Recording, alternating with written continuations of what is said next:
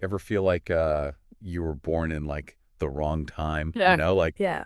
all the rules everyone seems to follow, just Yeah, they don't quite fit you. totally. Well, today we're going back in time to 19th century France. Oh, la la la. Strict social norms, rigid gender roles. Sounds stuffy. To meet a writer who just completely defied it all, Marc de Montifaud. What makes de Montifaud so fascinating, I think it's that it's not just about him challenging societal expectations. It's that he uses his writing to explore the very nature of like identity, desire, freedom of expression. What's really wild is how he navigated this world, not quietly, but with boldness, Yeah, brash. sharp wit. And he left a mark on the literary scene and just in the public consciousness in general. And we are using excerpts from the Noble Blood podcast episode about him to unravel this really captivating life. It's a story that unfolds like a novel itself, full of intrigue and scandal and a healthy dose of defiance.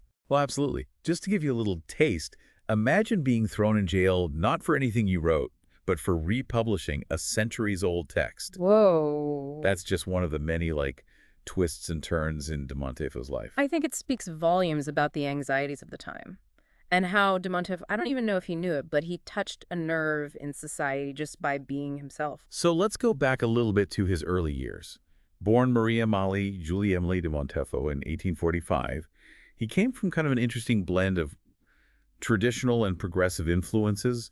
His mother was devoutly Catholic, but his father was a free-thinking physician. Ah, so you can see how these two contrasting forces might have shaped how he saw the world, Absolutely. pushing him to question established norms from when he was really young. And that questioning spirit came out early on. Yeah. De Montifaud showed a real talent for art.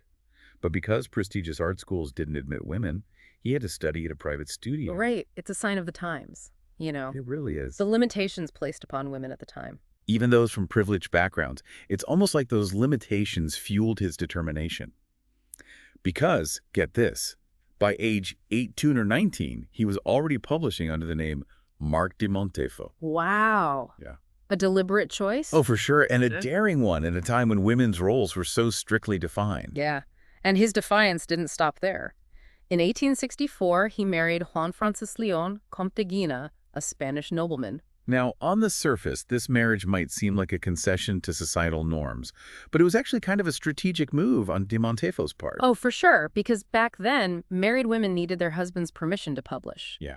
So by getting married, de Montifaud secured his right to keep writing. Very clever. And there's another fascinating layer to this. They combined their last names, becoming Quivant de Montifaud, which actually fulfilled Marc's father's desire for a son to carry on the family name. It's almost like de Montifaud was playing this delicate game, navigating societal expectations but carving out his own path. He was really good at it too. He quickly established himself as a respected art critic. He was reviewing the prestigious Salon exhibitions. And if you're not familiar, these were major events in the Parisian art world. Yeah. Huge crowds. They set the trends for art and taste. So he was right in the thick of it all. He was. Not just observing, but shaping the conversation about art. And he wasn't afraid to ruffle a few feathers. He was known for his sharp wit, and his willingness to just challenge conventional artistic views. I love it. And that boldness, that willingness to just push those boundaries, it really comes through in his writing, too. In 1870, he published The Courtesans of Antiquity, later renamed The History of Mary Magdalene. Catchy. Yeah. But this wasn't your, typical interpretation of the biblical figure. No, de Montifaud did a deep dive into the historical and literary representations of Mary Magdalene, Yeah. He explored her story through a very, erotic lens, which was a very daring approach, especially considering the growing influence of the Catholic Church in France at the time. And that's where things get really interesting. See, following the Franco-Prussian War, there was a resurgence of Catholic authority, leading to increased scrutiny of writers and journalists whose work might be considered offensive to public morals. It was a climate of fear and censorship, and, de Montifaud found himself right in the crosshairs. Yeah, he did. This is where that whole thing of being jailed for someone else's work comes in. Right. In 1876, de Montifaud was charged with offense to public decency, but not for the history of Mary Magdalene. It was for republishing a 17th century text by the writer Théophile de Vielle, Oh, yeah. who's kind of a libertine writer. The irony is almost palpable. I know, right? Like, he's punished for bringing to light a text that had existed for centuries, just because it challenged the current moral sensibilities of the time. And the punishment itself seems almost deliberately calculated to just humiliate him. Oh, totally. Instead of being sent to the relatively lenient prison for writers and artists, de Montifaud was sentenced to 8 days in Saint-Lazare. Which, if our listeners remember from some of our previous deep dives into 19th century Paris, Right. was a notorious forced labor camp, mainly for prostitutes and women convicted of violent crimes. Exactly. Yeah. It's hard not to see this as just a targeted attack, Yeah. a way to punish de Montifaud, not for his writing, but for daring to live and present himself in a way that defied societal norms. Yeah, it really does make you think, like, was it the writing itself that was so offensive? Right. Or was it the fact that de Montifaud was, assigned female at birth and was challenging traditional gender roles Right. by writing and living as a man? Yeah, it's a question that I think gets right to the heart of de Montifaud's story. Totally. And you have to wonder if this experience at Saint-Lazare was like a turning point for him. For sure. It was after this whole incident that de Montifaud started consistently wearing men's clothing. Wow. And it's interesting because he later reflected on times when he had worn men's clothes before Yeah. to blend in and observe Parisian life, Yeah. Almost like it was something that he'd been exploring for a while. I love that image of him like navigating the streets of Paris in disguise Yeah. and observing the world from this whole different perspective. Totally. But remember, this was a time when women were legally prohibited from wearing pants without a special permit. Oh, wow. So de Montifaud's decision to fully embrace a masculine presentation was a radical act of defiance. It really was. A clear rejection of the constraints that society was trying to put upon him. And remember, he was already known as Marc de Montifaud, the male writer. Right. Can you imagine the scandal when it became public knowledge that he was living as a man? The scandal was huge, and it was fueled even further by an incident involving a satirical short story published in Le Figaro, Oh, wow. one of the most influential newspapers of the time. Yeah. And this story was written by a journalist named Albert Wolff, and it mocked de Montifaud's legal troubles Oh, no. and kind of heavily implied that his husband was the mastermind behind the whole scheme just to boost book sales. Oh, my God. It was really meant to just humiliate and discredit de Montifaud. That's awful. It was, and de Montifaud was not one to just take that lying down. Of course not. He confronted the editor, Francis Magnard, at the premiere of a comedy talk about dramatic timing. Yeah. And slapped him across the face with a copy of the newspaper. Oh, my goodness. It was huge. It made headlines all across Paris, and suddenly de Montifaud's personal life was front and center, Wow. and his gender identity became public knowledge. And the newspapers at the time had a field day, right? Oh, yeah. They were focusing on his appearance and using both masculine and feminine pronouns when referring to him. Oh, wow. It must have been crazy, all this attention, both positive and negative. Absolutely. De Montifaud ended up having to go back to exile in Brussels, and he was facing rumors, attacks on his character, even more scrutiny. It's like his writing and his personal life just became completely intertwined in the public eye. Exactly. This wasn't just about literature anymore. It was about who de Montifaud was, how he chose to live, and who he chose to love. And speaking of love, the Noble Blood episode mentions that de Montifaud's relationships were just as complex and unconventional as the rest of his life. They really were. I mean, he was living in a time when expressing same-sex attraction could be really dangerous, both socially and legally. Absolutely. So, who were the key figures in his romantic life?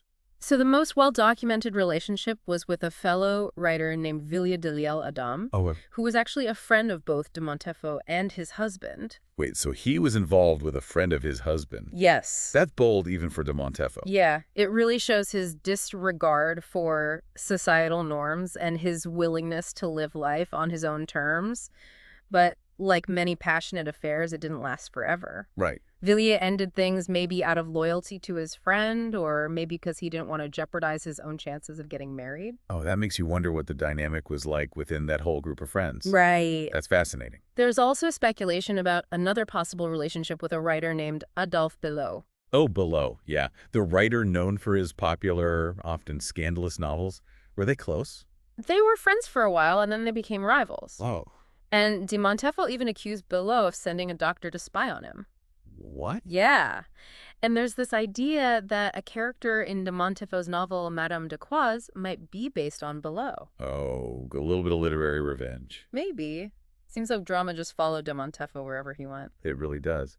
But I think beyond like the specifics of these relationships, what's really interesting is how his writing often reflected these themes No, yeah. of desire, gender fluidity, and just the complexities of human connection. Yeah, absolutely.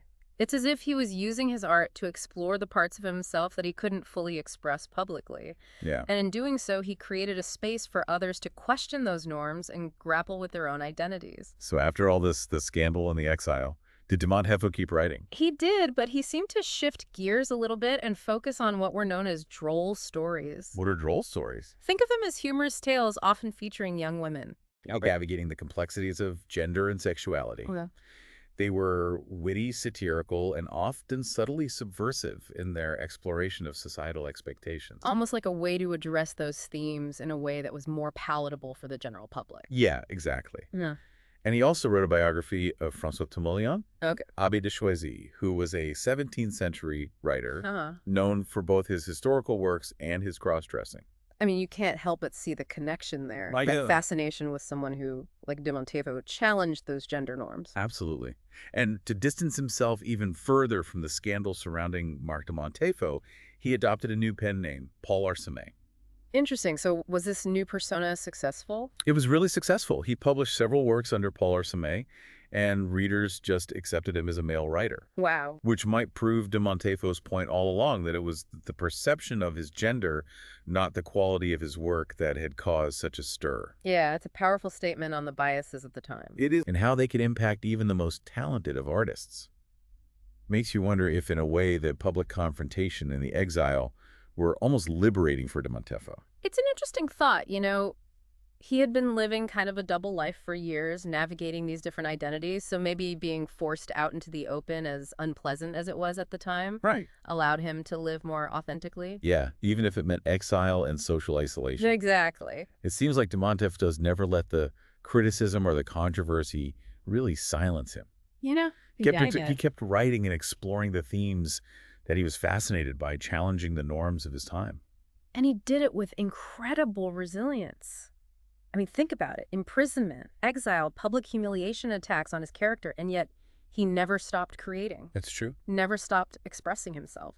de Montifaud's story, it's just a powerful reminder that the personal is political, especially when it comes to art and self-expression. Yeah.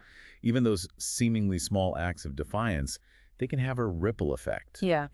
Inspire other people to question the status quo. Absolutely. Hmm. His life was a testament to the power of self-expression and the importance of fighting for the freedom to just define yourself on your own terms, Yeah, And it's a message that resonates just as strongly today as it did back then. for sure. I think what's most striking to me is just his unwavering commitment to authenticity, even when faced with such adversity. It's amazing. It really makes you wonder what motivated him to keep writing, despite the consequences. Or maybe it was just a deep-seated need to share his unique perspective, Yeah. to use his art to connect with other people who felt similarly out of sync with what society expected of them, or maybe it was an act of defiance, Right. like a refusal to be silenced by those who wanted to control him. De Montifaud said, "I am myself, myself alone. Ultimately, I am me." I love that. It kind of sums it up perfectly. It does. It speaks to that core truth that I think we all relate to, the desire to be seen, to be understood for who we truly are. Absolutely. It's fundamental. So, as we kind of wrap up this deep dive into the life of Marc de Montifaud, what can we, the modern listener, what can we take away from this? I think his story reminds us that the pursuit of authenticity, it's a journey. It's often filled with challenges and setbacks. That's true. But it encourages us to question, the boxes that society tries to put us in and find the courage to express ourselves fully, Yeah. even when people are against it. It's also a good reminder that history is full of these fascinating, complex individuals whose stories really challenge our assumptions. They do. And they expand our understanding of the world and ourselves. Absolutely. It's also a call to action, whose stories are being silenced today. Right. What can we do to amplify those voices and create a more inclusive and accepting world? Those are really good questions to think about. And as we wrap up this deep dive into the life of Marc de Montifaud, I hope you're walking away not just with a better understanding of this incredible person, Yeah. but also a renewed appreciation for the power of self-expression and the importance of just challenging the status quo. And maybe even do a little digging of your own. Yeah, I mean, there are countless untold stories out there there are. just waiting to be discovered. It's And true. each one has the power to change how we see the world.